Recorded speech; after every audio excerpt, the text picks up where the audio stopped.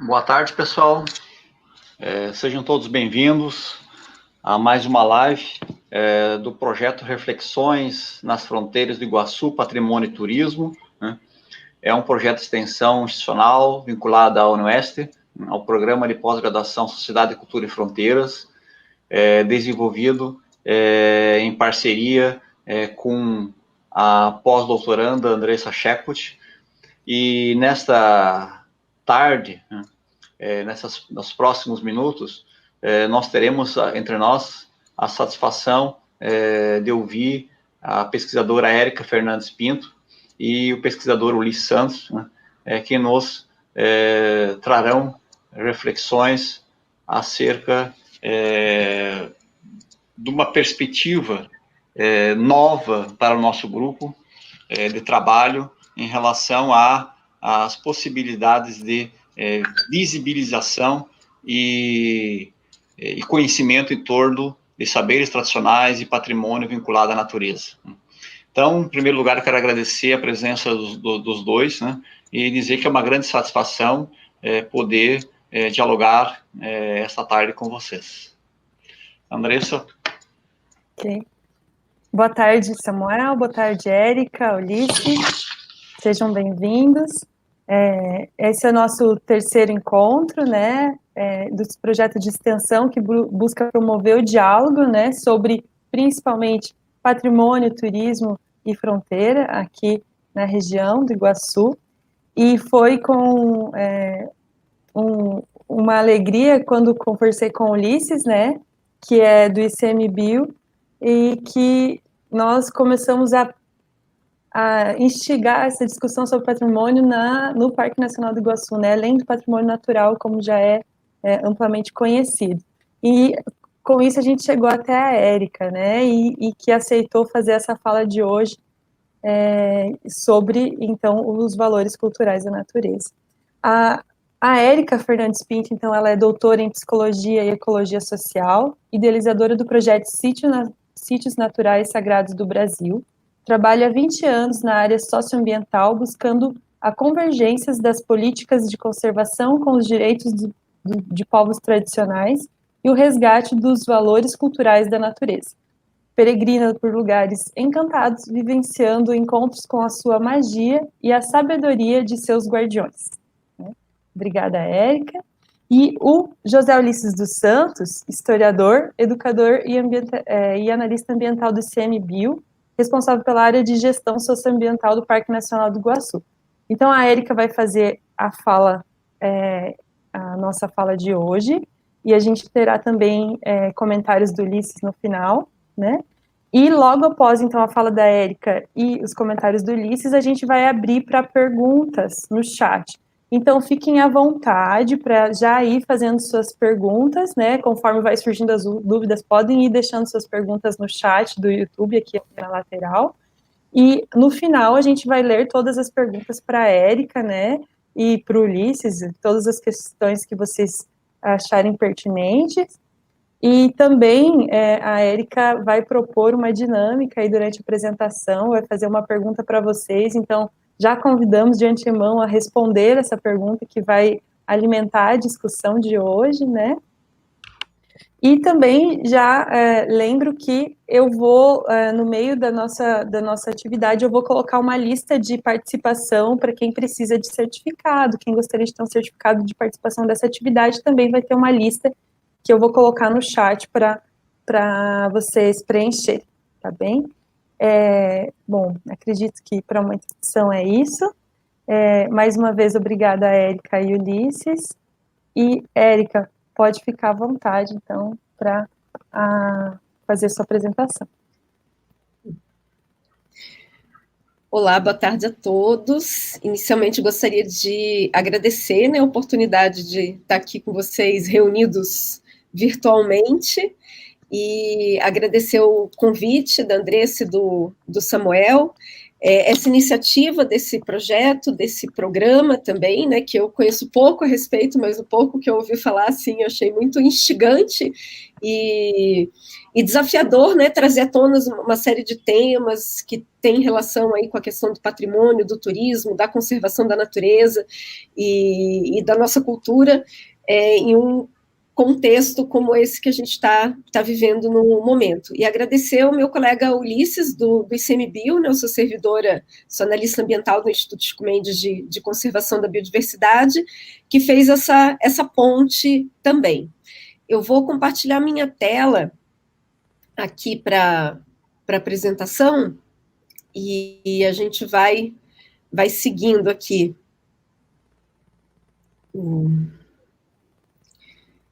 Demora um pouquinho para responder, vamos lá.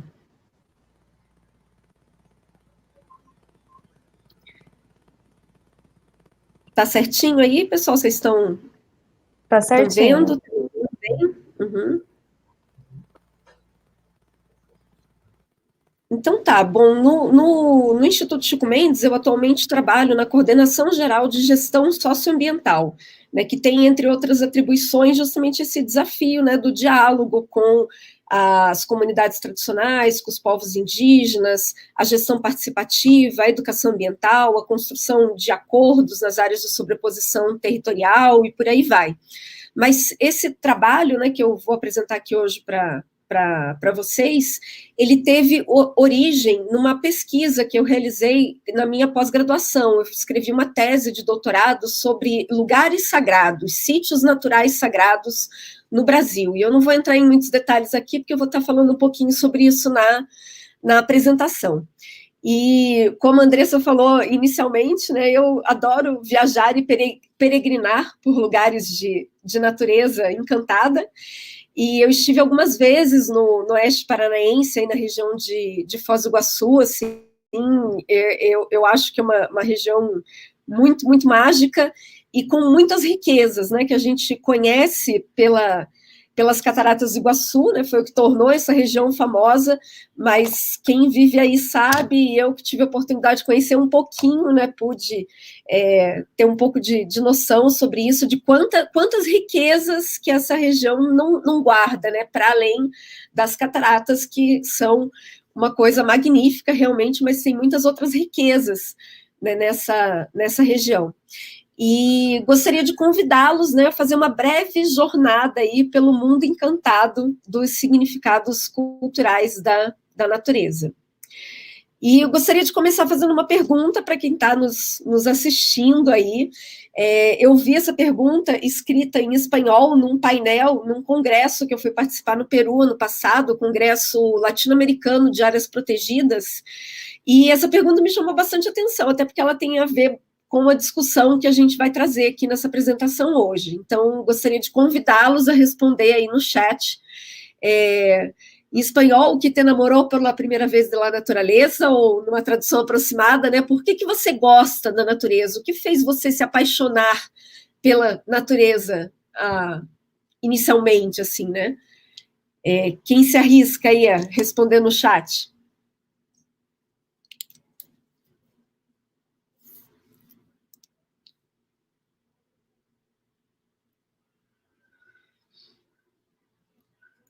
Andressa, só não consigo ver as respostas, então preciso que alguém leia para mim. Érica, pode ficar tranquila, ninguém respondeu ainda. Acho que estão elaborando. Vamos lá, em uma palavra, assim, o que você gosta da natureza, o que faz você gostar da natureza? Temos uma primeira resposta, Érica. Da Joyce Oliveira. Obrigada, Joyce. A vida que emana dos ecossistemas. Uhum. Quem mais? Vamos lá. Depois nós temos uma resposta da Paola Stefanucci. Não, a Paola pediu para dar uns minutinhos. Ok, a Maria... Para vir do coração, a primeira coisa que surge, a primeira palavra que surge à mente, assim, por que eu gosto da natureza? Ok. Pessoal, aí, Andressa, Samuel, Ulisses, podem responder também. Vai lá. A Mariane Lins disse a beleza e a magia. Muito bem. O que mais? Vamos lá. Quem O mais? Sérgio Luiz Winkert disse o sentimento da amplitude e complexidade da vida. Uhum. Por enquanto é isso. Agora, Vanina Larivei. Boa tarde, Vanina. Temos várias pessoas que deram aqui boa tarde para a gente, Érica, vários colegas aqui do programa, algumas pessoas de outras instituições. Ulisses, Samuel, querem... Então, Érica, eu lembrei aqui da minha paixão quando, ainda criança, eu comecei a me apaixonar pela natureza ao observar quando plantava uma semente que ela brotava. Então, eu diariamente ficava observando o quanto que aquela muda crescia, como era o processo ali de desabrochar. Aquilo ali me encantou. Eu acho que foi a primeira vez que eu lembro, assim, que me apaixonei pela natureza. Eu adorava observar isso. Que nada se perde. Para mim, o que me desperta na natureza, além dela ser fonte da nossa alimentação, é que nada se perde, tudo se transforma. Para mim é mágico, assim, da folha, a semente, ao carbono, tudo se transforma. Uhum. Bom, beleza. Temos mais duas respostas aqui. Tem da Viviane Welter, ela colocou desconexão do cotidiano, e a Mariane Checon, a vida em sua plenitude. Uhum. Vida, plenitude, beleza. Assim,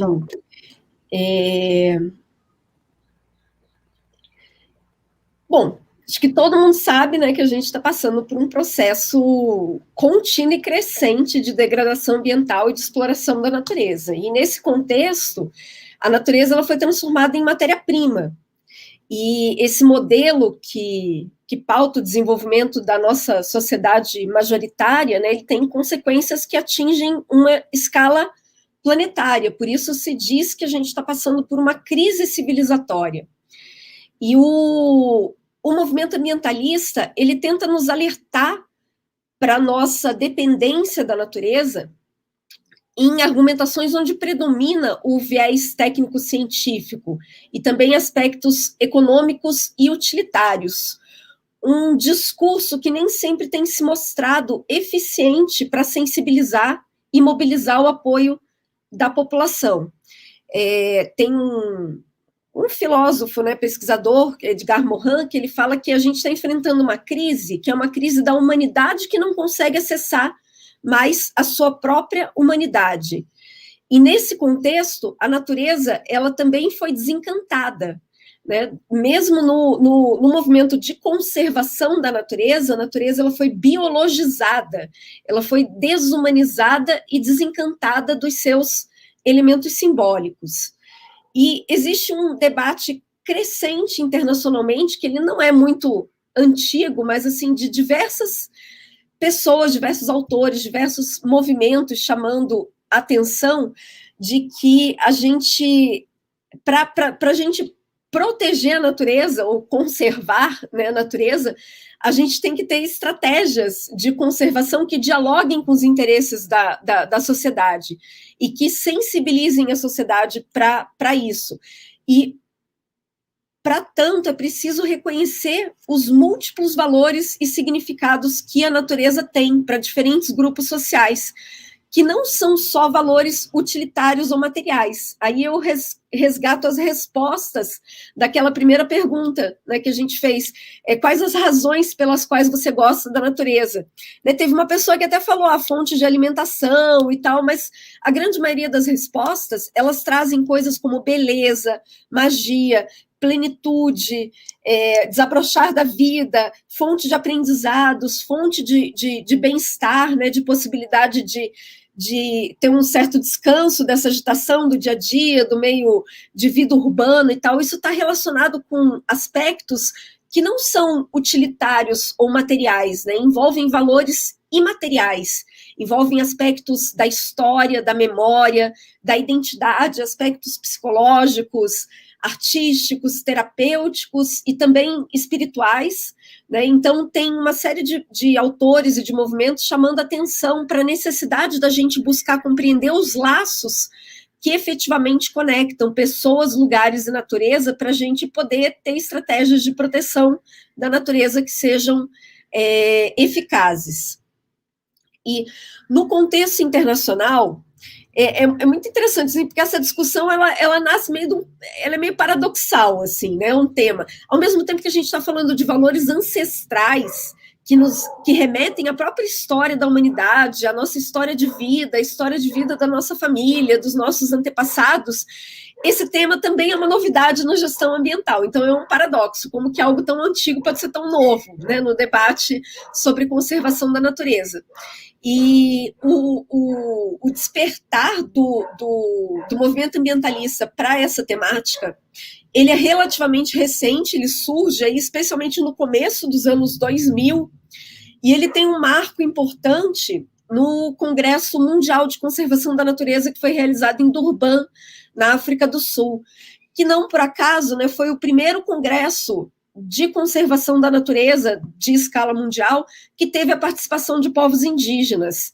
E aí os povos indígenas trazem essa dimensão da importância cultural que determinadas áreas têm, para além das áreas que eles necessitam para a sua sobrevivência, para os seus usos, tem as áreas que são de valor cultural, de valor espiritual, onde moram os seus deuses, onde moram as entidades da natureza, onde moram os espíritos dos seus antepassados, que têm que ser protegidas, e o debate, digamos, a criação de áreas protegidas, que, né, por um lado, é voltada justamente para impedir a ocupação e a degradação dessas áreas, em grande parte, ao longo da sua história, não levou esses valores em consideração.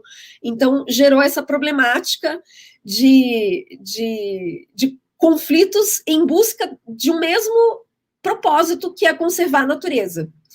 E desde 2003, que foi quando esse debate veio à tona internacionalmente, uma série de eventos foram realizados internacionalmente para debater essa questão, especialmente vinculada com a gestão de áreas protegidas, e uma série de recomendações internacionais também foram aprovadas nos eventos de conservação da natureza subsequentes. Até o último, em 2016, que foi no Havaí, eu vou falar um pouquinho dele mais para frente. E essa discussão ela tem influenciado na elaboração de políticas públicas também que buscam uma integração entre cultura e natureza. E está muito atrelada também a discussão sobre a valorização dos conhecimentos tradicionais, a garantia de direitos, tem desencadeado algumas iniciativas, alguns projetos de investigação.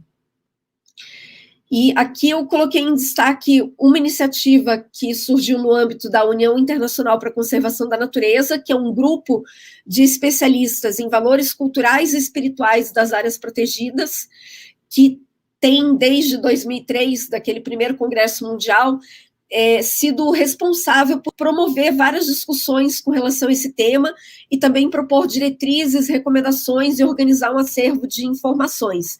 Então, tem duas publicações bem interessantes nesse sentido, que ainda são pouco conhecidas no Brasil. Uma é específica sobre sítios naturais sagrados, que é uma ocorrência muito significativa de sítios naturais sagrados nas áreas protegidas no mundo todo, e no Brasil não é diferente, a gente vai falar um pouco disso mais para frente. Então, foi elaborado um manual de diretrizes para a gestão de sítios naturais sagrados em áreas protegidas, e também, mais recentemente, um documento parecido com princípios e diretrizes e boas práticas para a integração de valores culturais e espirituais na gestão das áreas protegidas. Esse segundo documento ele não está publicado ainda, ele está para ser lançado no próximo Congresso Mundial de Conservação da Natureza, que ia acontecer esse ano na França e foi suspenso por conta da pandemia, então vai acontecer no ano que vem. E existem uma série de publicações internacionais destacando essas dimensões sagradas das áreas protegidas e a relação que a conservação da natureza tem desde os primórdios da história da humanidade com os valores espirituais e os valores culturais de diferentes civilizações, de diferentes povos, de diferentes tradições. E esse é um debate mundial muito rico, mas que nem sempre ele está refletido nos países. E esse é o caso do Brasil, né, que até pouco tempo atrás quase ninguém tinha ouvido falar dessa discussão internacional. Quando eu comecei o meu trabalho de pesquisa, que foi em 2011, né, eu nunca tinha ouvido falar dessa discussão, até um determinado momento que eu descobri que esse tema existia, e inclusive eu investiguei isso na minha tese, se outras pessoas já tinham trabalhado com esse tema no Brasil, e não encontrei trabalhos anteriores feitos sobre essa temática no Brasil, especialmente vinculando com o debate internacional de conservação da natureza, porque a gente tem pesquisas sobre lugares sagrados, especialmente no contexto do catolicismo, da geografia cultural, mas não vinculam com a questão da proteção da natureza e esse debate internacional de proteção de sítios sagrados, por exemplo. Então, aqui só para mostrar que tem uma discussão bem rica nesse sentido. Mas aqui a gente vai estar conversando um pouquinho, não só sobre as dimensões sagradas das áreas protegidas propriamente dita, ou a sacralidade da natureza, mas a questão de valores culturais da natureza de uma forma mais geral, assim, como um tema mais amplo. Eu não encontrei ainda uma definição de valores culturais da natureza que me deixou satisfeita, então eu estou inventando uma, e é um conceito que está em construção. E aí também as pessoas que estão assistindo estão convidadas a colaborar com a construção desse conceito.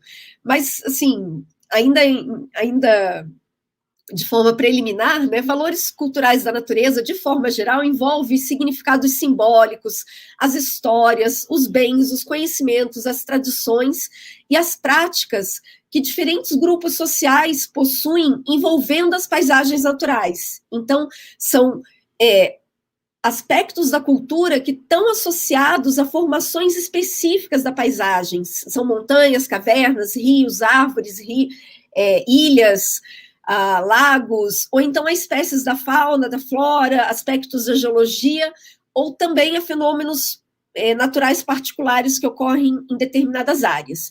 E a gente vive num país gigantesco, né, de dimensões continentais, que tem uma diversidade ambiental como poucos no mundo, né, se assemelham, e também uma diversidade cultural extremamente rica. Então é de esperar que a gente tenha uma diversidade de valores culturais da natureza também igualmente rica. Eu estou fazendo também um exercício de tentar categorizar esses valores culturais da natureza em tipologias. Eu não vou repassar esse slide aqui, mas só para vocês verem, assim, por enquanto, né, a gente está categorizando os valores culturais que a gente identificou, valores culturais da natureza, em 9 diferentes tipos. E eu vou estar apresentando eles aqui para vocês. Os exemplos que eu estou colocando aqui, eles são resultado de um levantamento preliminar que a gente tem feito dentro do ICMBio, que ele tem como foco os valores culturais da natureza que se manifestam nas unidades de conservação, tá? E ele está servindo como subsídio para a gente elaborar um programa também de integração de valores culturais da natureza na gestão das unidades de conservação federais. E a gente está trabalhando, então, na elaboração desse programa, traçar diretrizes institucionais para que isso possa ser feito, e estamos trabalhando também na elaboração de um curso de capacitação, é um curso EAD, que vai ser aberto não só para servidores do ICMBio, mas também para parceiros, né, assim, e pessoas envolvidas com essa questão de gestão de unidades de conservação, e que ele está em fase final aí de construção. E esse é um levantamento colaborativo, então ele está sendo construído nas informações que estão aqui.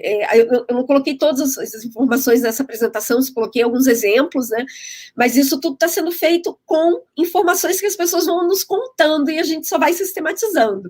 Então fica o convite também para quem está nos assistindo, se quiser colaborar, né, com esse levantamento, e também se identificar alguma outra categoria de valor cultural da natureza que a gente não tem identificado, assim, pode nos escrever, compartilhar, e os créditos serão devidamente respeitados e citados, tá? Então, vamos começar lá pelo uso cultural mais conhecido e mais divulgado das áreas naturais, que é a natureza como oportunidade para turismo, lazer e recreação. Né, o prazer de estar em contato com a natureza, que várias pessoas falaram aí na nossa pergunta inicial, ele atrai milhões de pessoas e movimenta viagens, né, em todo o mundo, e inclui uma série de benefícios, tanto para quem visita como para quem presta serviço, condutores, serviços de hospedagem, de alimentação. E a gente tem um desafio na gestão de áreas protegidas, que é não moldar a experiência de visitação a um perfil específico de público. Né? O que a gente chama de ecoturismo inclui uma infinidade de atividades. Tem um colega nosso do ICMBio que fez uma pesquisa sobre o tema, e ele identificou 36 classes de atrativos turísticos nas unidades de conservação brasileiras. É o Beraldo Souza, o nome do autor, Thiago Beraldo Souza, que fez uma tese de doutorado sobre esse tema também, e envolvendo atrativos tanto naturais como culturais, e ele listou 57 atividades, né, que podem ser realizadas pelos visitantes nessas áreas, que vai desde a observação da paisagem, né, pura e simplesmente, até esportes de aventura, esportes radicais, trilhas, observação de fauna, interação com golfinhos, arvorismo, e por aí vai. Aqui a gente vai mencionar alguns, assim, com mais detalhe, né, mas a gente tem muitas áreas naturais, e muitas delas em parques, em unidades de conservação, que são lugares de referência para a história de determinados esportes, né, como a escalada no Brasil, que tem a Serra dos Órgãos, a Pedra do Baú, né, como grandes lugares emblemáticos, onde foram instaladas as primeiras vias de escalada, as lagoas e a faixa costeira do Parque Nacional dos Lençóis Maranhenses, que se tornou uma meca do kitesurf internacional, uma atividade que começou mais recentemente, mas que já tem uma projeção internacional grande, o Parque da Serra Geral, na divisa do Rio Grande do Sul com Santa Catarina, que é um lugar de referência também para o base jump, né, um esporte de aventura, aquele que você salta e abre o paraquedas quando está quase caindo no chão. E também tem muitas áreas que são importantes para o etnoturismo. Aqui a gente menciona o Pico da Neblina, né, que é chamado de Aripo pelo povo Yanomami, onde está sendo desenvolvida uma proposta de etnoturismo. Monte Pascoal, com os índios Pataxó. Também tem comunidades quilombolas dentro das unidades de conservação que desenvolvem atividades de etnoturismo. Tem comunidades não indígenas que trabalham com turismo de base comunitária. A gente tem uma diversidade de experiências em andamento aí no Brasil. Existem alguns tipos de uso público que não são tão convencionais, né? Eles não aparecem tanto nas nossas categorias principais de uso público das áreas naturais, mas que eles representam uma oportunidade de diversificação do turismo e de atividades recreativas e de experiências de contato com a natureza. Alguns exemplos: a questão de observação astronômica e astrofotografia, né, que tem uma procura grande, que envolve poder acessar a área natural no período noturno, permanecer durante a noite toda dentro dessas áreas, que às vezes não corresponde ao horário de visitação, de funcionamento da portaria, então demanda regras especiais, né, para acesso à unidade. Muitas unidades que são cenários para ensaios fotográficos, para casamento, para moda, para debutantes, para grávida. Aqui o exemplo da Flona Ipanema, né, que tanto as áreas naturais como o patrimônio histórico dessa unidade de conservação é bastante demandado para esse tipo de serviço. O turismo ufológico, que é bastante significativo em algumas áreas naturais no Brasil, e ainda que isso seja um tema recheado de polêmicas e especulações, né, o fato é que tem muitas áreas naturais brasileiras associadas a registros expressivos de aparição de OVNIs, né, que é a sigla para objetos voadores não identificados. E o próprio site do Ministério da Justiça e da Segurança Pública informa isso, porque que os OVNIs existem, eles existem. O que eles são é que é motivo de divergência e de polêmica. E aqui tem exemplo de um parque lá no Mato Grosso, o Parque Estadual da Serra Azul, que incorporou essa dimensão dentro do seu programa de uso público. Então, ele tem um descoporto, as pessoas são recebidas pelo ET dando boas-vindas, assim, e tal. E eu costumo falar, assim, que não se trata da gente acreditar ou não nesse tipo de coisa, nem provar que isso é verdade ou que isso é mentira. Mas, assim, essas coisas, elas existem enquanto fato social, né? E aí a gente tem que levar isso em consideração na hora de fazer a gestão das áreas protegidas, das áreas naturais, das unidades de conservação.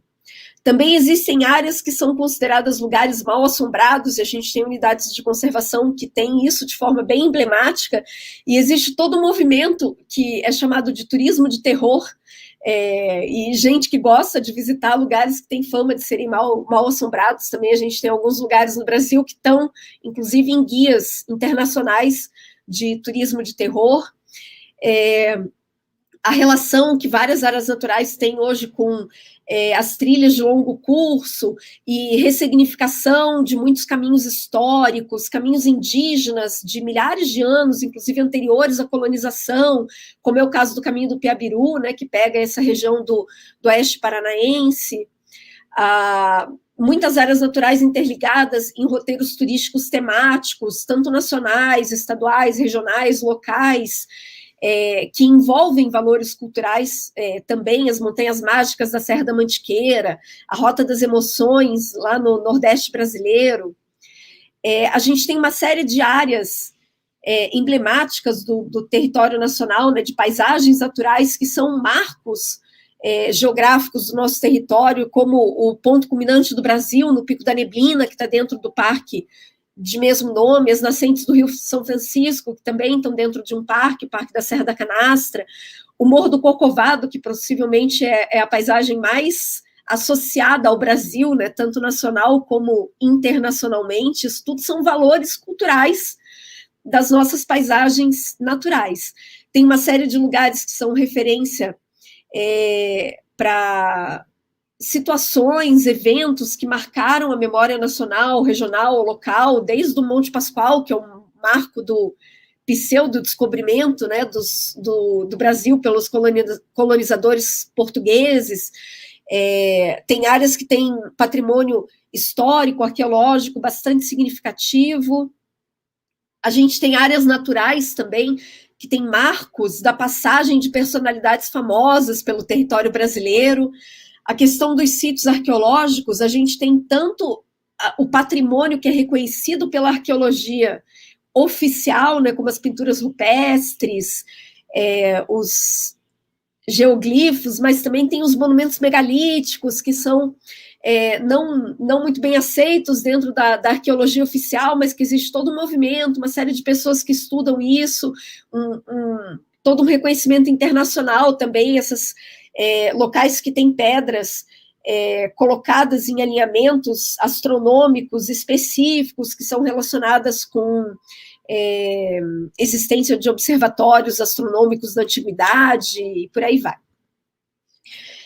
A gente tem uma série de lugares que são referência para movimentos históricos, né, caminhos. A gente já falou do caminho do Piabiru, tem os caminhos do tropeirismo, que perpassam várias regiões do Brasil, várias unidades de conservação, a Trilha do Ouro na Serra da Bocaina, assim, tem uma infinidade de exemplos. Tem os lugares relevantes para a história afro-brasileira, que são menos visíveis, digamos, oficialmente, mas que muitas áreas têm lugares significativos de referência para a história afro-brasileira. Aqui eu gostaria de fazer uma saudação para o pessoal envolvido aí com a proteção da Pedra de Xangô, que é essa imagem que aparece no meio, né, especialmente a Maria Alice, que eu sei que está nos assistindo aí, um trabalho belíssimo que foi feito, que impediu que essa pedra fosse implodida em 2005, e hoje existe um parque que protege não só a pedra, mas todo o ambiente ali em volta dela, que é um local de muita relevância para os povos de terreiro, e que foi uma luta muito grande de várias pessoas, um movimento organizado muito bonito, para garantir que ela fosse mantida, protegida, preservada, e o trabalho cultural que se faz lá hoje é bastante emblemático. E a gente tem várias áreas naturais e várias unidades de conservação que são área de moradia, né, ou de uso de etnias indígenas, de povos isolados, que a gente ainda tem no Brasil, vários povos isolados,